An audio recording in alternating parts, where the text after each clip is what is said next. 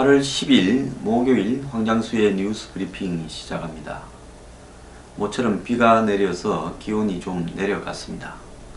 폭염은 수그러들었지만은 한반도를 둘러싼 긴장은 뜨거워지고 있습니다. 1964년에 쿠바 미사일 위기, 어떻게 보면 그때 이후로 직접 미국 본토가 공격받을 위협에 놓여있다. 그게 처음이다. 그때 이후로 이런 이야기가 나오고 있습니다. 그러면 53년 전에 제가 태어나던 해 같은데요.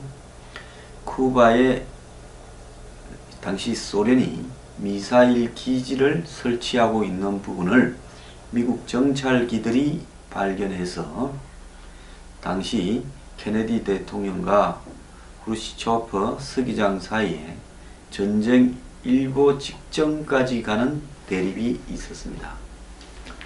그 대립 끝에 결국 전쟁을 각오한 미국의 이 압력에 당시 소련이 미사일을 다시 가지고 돌아감으로써 전쟁 위기는 이렇게 끝났습니다. 그때 쿠바의 소련은 미국 본토를 겨냥한 핵미사일을 배치하려고 했죠. 자, 지금 그런 위기가 53년 만에 다시 재현되고 있습니다. 그런데 지금 매일 트럼프가 화염과 분노를 말하고 있고, 또 북한의 전략군 사령부는 이 괌을 포위 사격을 하겠다고 공갈을 치고 한국까지도 공격을 하겠다, 이렇게 이야기를 하고, 트럼프는 핵무기를 쓸 일이 없기를 바란다라고 하면서 지금 북한의 핵미사일을 둘러싼 벼랑끝 대치가 지금 전개되고 있습니다. 물론 많은 사람들은, 대부분의 사람들이라고 봐야 되겠죠. 한반도의 위기나 긴장은 저러다가 끝이 났기 때문에 이번에도 저러다가 끝이 나겠지 생각을 하고 있습니다. 또 많은 한국 국민들은 이런 위기가 미국과 북한 간의 문제지 한국의 문제는 아니다, 북한이 한국을 상대로 핵무기를 쏠 일 있겠느냐라고 이야기를 하고 있습니다. 이런 한국 국민들의 의식은 도대체 어디서 온 걸까요? 마치 한반도 주변에 벌어지고 있는 이 긴장을 미국의 드라마나 영화 구경하듯이 지켜보고 있고, 더 나아가서 자신이 지지하는 정치적인 어떤 컬러에 따라서 일부는 이 위기의 본질도 미국이 북한을 자극해서 그렇다고 생각을 하고 있거나, 극우 수구 꼴통들이 위기를 가장해서 신이 나서 떠들어댄다고 생각을 하고, 더더욱이 비상식적인 것은 멀쩡하게 대학을 나오고 자유시장 경제의 혜택을 받아서 대기업에 근무하거나 좋은 직장에, 안 그러면 부모로부터 좋은 거 물러받아서 한마디로 오렌지족처럼 사는 사람들이 술자리에서 나누는 대화에 이런 소리가 오고 가고 있다는 겁니다. 북한이 핵을 개발하면 그거 나중에 어차피 평화 통일되면 우리 핵인데 무슨 문제가 있느냐, 우리도 미국에 한번 이렇게 맞짱을 떠야 될 거 아니냐. 저는 다들 미쳐가고 있다고 생각합니다. 어떻게 생각을 하면 그냥 북한의 핵이 북미 협정으로 그냥 타결되고 평화협정이 맺어져서 미군이 철수하고, 그 다음에 지속적으로 북한의 대남 공략과 중국의 대한 공략이 성공해서 북한이 남을 사실상 먹어버리는 상황이 와서 그들의 지금 누리고 있는 안온한 일상이 한 번쯤은 이렇게 겪어봐야 늦었지만 정신을 차릴 건가 하는 부하가 치밀기도 합니다. 저야 솔직히 이럴 게 별로 없는 사람입니다. 그럼에도 불구하고 이렇게 어렵게 유지되어서 지금까지 온 이 나라가 이렇게 가서는 되지 않나 하는 생각에서 지금 목이 터져라고 이렇게 하는데요. 이런 어떤 그 안이함은 보수 진영 안에서 이번 사태를 바라보는 시각에서도 많이 나타납니다. 미국이 북한을 한번 때려라. 때리면 결국 모든 것이 끝나고 문재인 정권도 뒤집어진다. 전쟁이 났으면 좋겠다라고 하는 사람들도 또 있습니다. 근데 그자들도 저는 좀 정상은 아니라고 생각을 합니다. 왜? 미국이 북한을 때리는 순간에 한국이 겪어야 될 대가는 어마어마할 수도 있습니다. 그런데 전쟁을 감수해야만 전쟁이 나지 않는 것이지, 전쟁을 아예 부정한다면 오히려 전쟁을 위협하며 핵을 만들어서 협박하는 상대를 당해낼 수 없는 상황에 몰려갈 수 있습니다. 제일 정신 나간 사람들은 청와대에서 현재 한반도의 상황이 엄중하지만은 위기설이라는 데는 동조를 하지 않는다라고 말한 어제 청와대 고위 관계자가 기자들을 만나서 그렇게 말을 했답니다. 잘 관리하면 위기가 아니다. 제가 여기서 묻고 싶습니다. 그래, 잘 관리를 하고 있습니까? 진짜 자신이 없으니까 욕을 처먹을까봐, 나중에 역사에 이름을 남길까봐 지 실명으로 하지 않고 청와대 고위 관계자라는 이름을 빌어서 북한의 불바다 발언에 대해 내부 결석용이다. 우리의 안보 불안감 조성용이다. 한미동맹 이간질이다. 그리고 미국의 대북정책 약화 등 다양한 목적이 있는 것 아닐까라고 보고 있다며, 북한이 깨달아야 될 것은 상황이 점점 불리해지고 있다. 한미가 제시한 대안을 받아들여야 된다. 코리아 패싱이 왜 나오는지 이해 못하겠다. 중국과 긴밀하게 소통하고 있다. 지금까지 한 이 말들 중에서 사실이 하나도 없고 전부 다 거짓말을 말하고 있습니다. 청와대에서 이따위로 말하는 인간은 그야말로 나중에 역사의 이름을 찾아내서 분명히 박아야 됩니다. 누구겠어요? 홍보수석 아니면 안보실장 아니겠습니까? 어디 이런 인간이 있습니까? 청와대에 앉아있는 인간들이 저 모양이니까 이 사태는 우리가 유리한 쪽으로 해결되기가 어렵습니다. 북한이 지금 내부 결속이 할 필요가 있다고 생각합니까? 지금 북한의 모습을 보여주는 동영상들을 한번 보세요. 그 임종석 비서실장이 비서실장 되기 전에 이 전업이었지 않습니까? 자, 거기에 축제 아닙니까?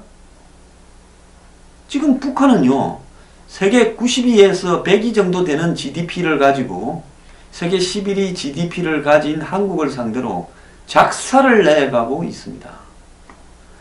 북한이 주도해서 코리아 패싱이 되고 있는 것을 저들만 모르고 자빠졌습니다. 내부 결속을 할 필요도 없습니다. 국가에 대한 충성도요? 체제에 대한 충성도요? 북한이 훨씬 높지요. 저도 이딴 체제에 대해서 충성도 전혀 들지 않습니다.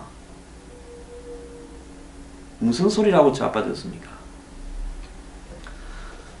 이간질용이 아니라 한국 스스로 한미관계를, 한미동맹을 이간질하고 있습니다. 우리가 우리 발등을 스스로 찍고 있는 것이 눈에 보이지 않습니까?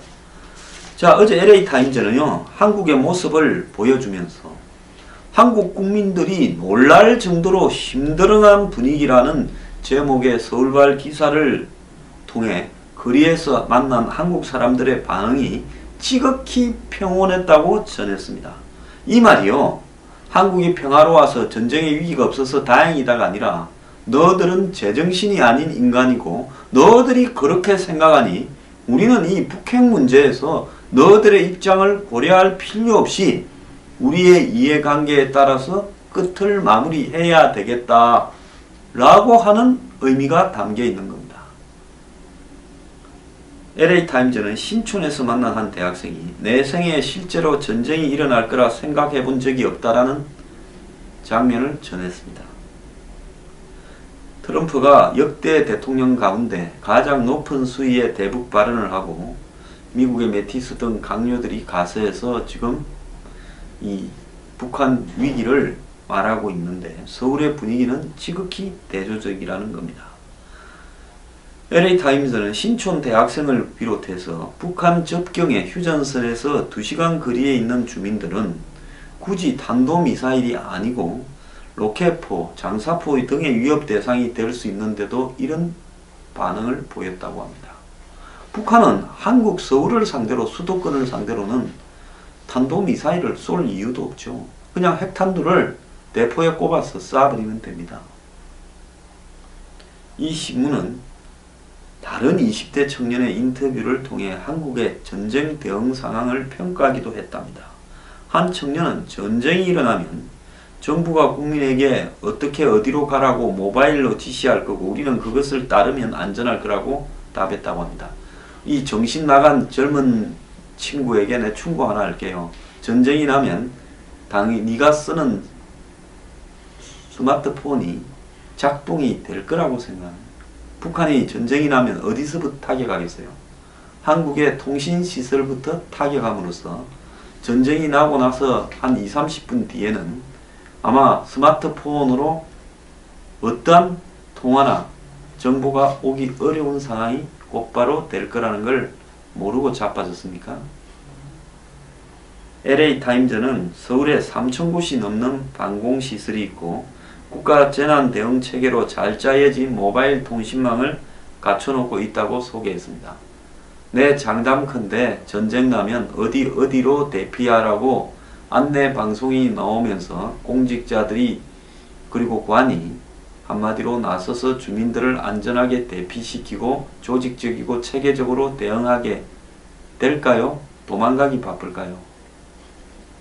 저는 단 한 번도 지금 제가 살고 있는 데서 어디로 대피하라는 정보나 교육을 받은 바가 없습니다. 그냥 포탄이 내 집에 안 맞기만을 기다리면서 가만히 들어 앉아 있는 방법 말고 뭐가 있겠습니까?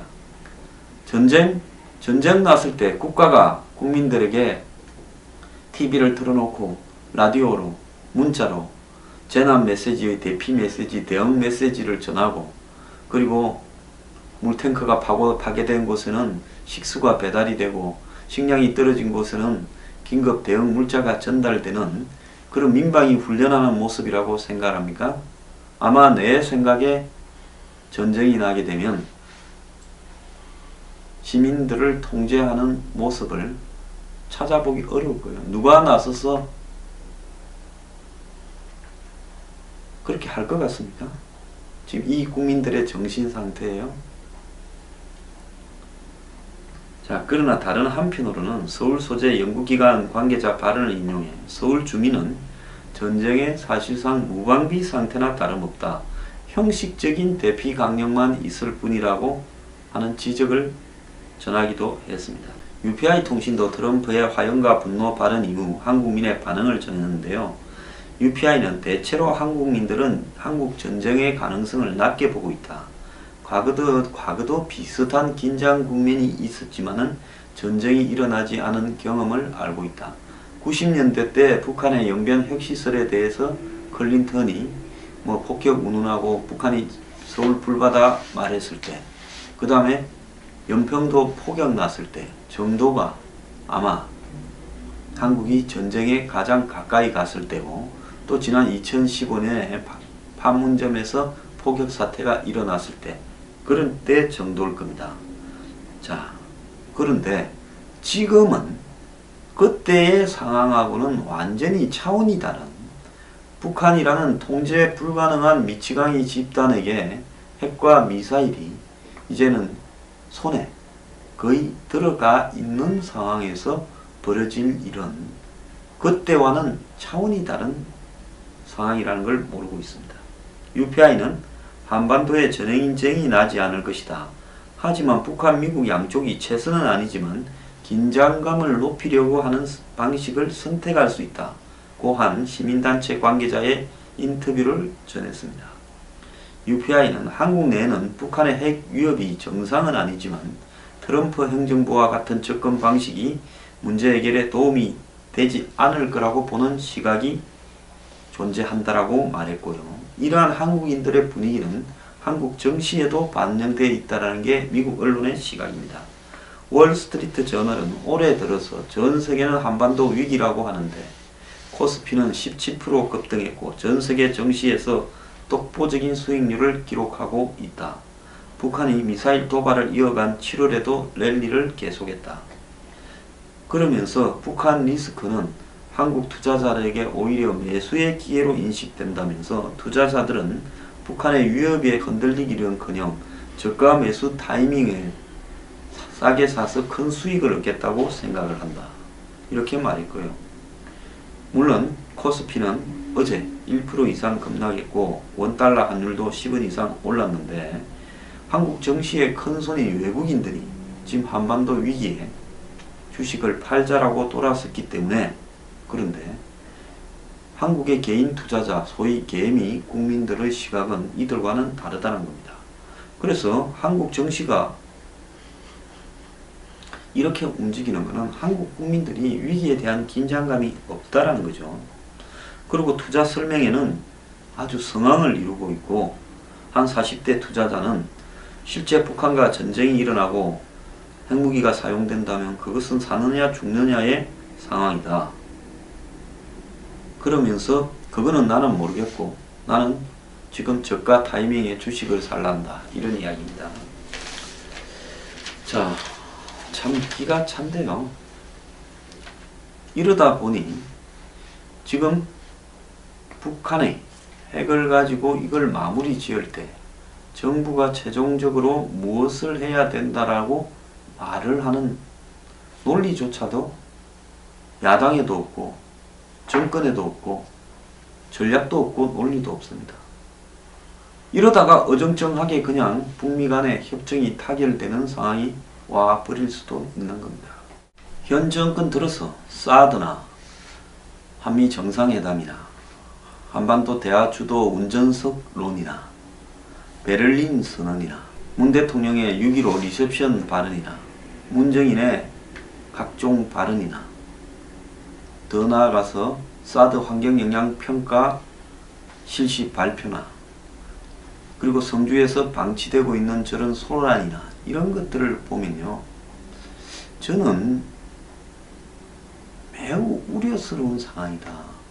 문 정권의 한마디로 무조건 감성적인 형태의 또는 주사파 대가를 아직 받지 못하고 북한에 경사되어 있는 문 대통령 측근 참모들의 행태 이런 시각들이 사실상 정권의 북핵 위기 국면에서 그대로 반영되어서 가고 있다는 겁니다. 문 정권 안에 북핵 문제는 이렇든 저렇든 끝이 날 건데 이 끝나는 방향이 우리에게 극단적으로 나쁜 방향으로 끝날 것 같다라는 불길한 예감이 저만 드는 게 아니겠지요.